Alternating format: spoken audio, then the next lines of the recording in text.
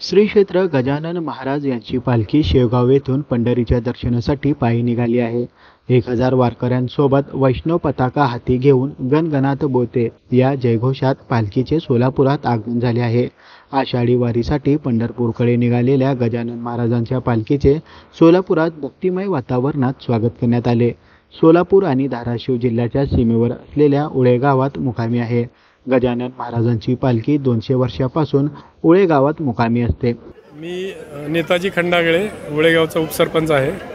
तर आमच्या गावाची परंपरा आहे की ही पालखी गेल्या 200 वर्षापासून आमच्या गावात मुक्काम करते।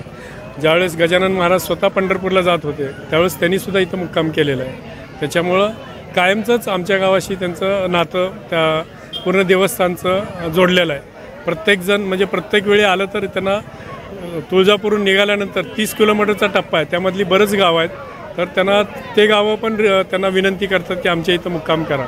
पण त्यामध्ये काही बदल होत नाही, कारण पूर्वीपासून आमची परंपरा आहे आणि ह्या गावाने आम्हाला ज्यावेळेस कुणीही मदत म्हणजे सहकार्य करत नव्हतं त्यावेळेस या गावाने केलेलं आहे आणि ह्या गावामध्ये आम्ही इथंच मुक्काम करणार असं त्यांचं म्हणणं असतं। तर त्याच्यामुळं आम्ही सोय त्यांची व्यवस्थित सगळी सोय केली जाते आणि आम्हाला प्रशासन पण मदत करतं आणि आम्ही गावकरी मिळून त्यांच्या जेवणाची सोय सर्व गावकरी मिळून आम्ही करतो। सगळं साधारण 4,500 ते 5,000 लोकांचं जेवणाची आम्ही सोय करतो। त्यामधले दिंडीमध्ये 1,001 लोक असतात आणि प्रसादासाठी खास अधिकाऱ्यासहित आणि आजूबाजूच्या पंचकृषीतील 20 गावं 20-25 गावातले लोक येतात। त्याचबरोबर आमचे जे नातेवाईक आहेत लांब लांब गावचे ते पण सर्व आमच्या मुली ज्या बाहेरची गावी दिलेल्या आहेत त्या मुली सर्व ह्या पालखीच्या वेळेस सर्व गावामध्ये असतात। माहेरी सर्व मुली येतात आणि त्याचबरोबर सोलापूर शहरातून पण लोक दर्शनासाठी येतात।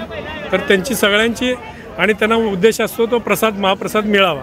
तर आम्ही जेवढे लोक येतील तेवढे त्या पद्धतीने आम्ही महाप्रसादाची त्यांची सोय करतो। मग तेच आमच्या गावची परंपरा आहे, म्हणजे गेले 200 वर्षापासून आमचं गाव मूळ संप्रदायाची परंपरा आहे, भजनी मंडळाची, कीर्तनाची। आमच्या गावात 360 दिवसातून 300 दिवस कीर्तन होतं, भजन कीर्तन कायमच चालू असतं आणि ती परंपरा आमच्या गावाचा बाकी आजूबाजूच्या गावावरती पण प्रभाव आहे।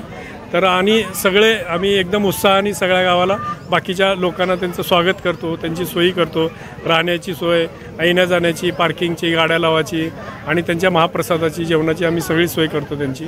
आणि दिंडीतल्या लोकांची महत्त्वाचं म्हणजे दिंडीतले लोक आमच्या गावातलं टोटल एक 750-800 दिंडीतले लोकांपैकी 300 ते 400 लोकांची सोय आम्ही शाळेत करतो।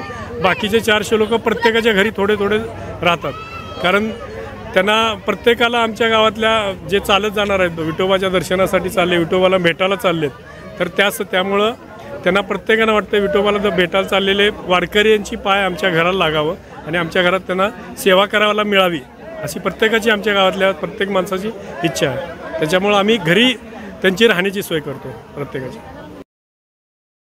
गजानन महाराजांची पालखी उळे गावात सालाबादप्रमाणे यंदाही दाखल झाली आहे।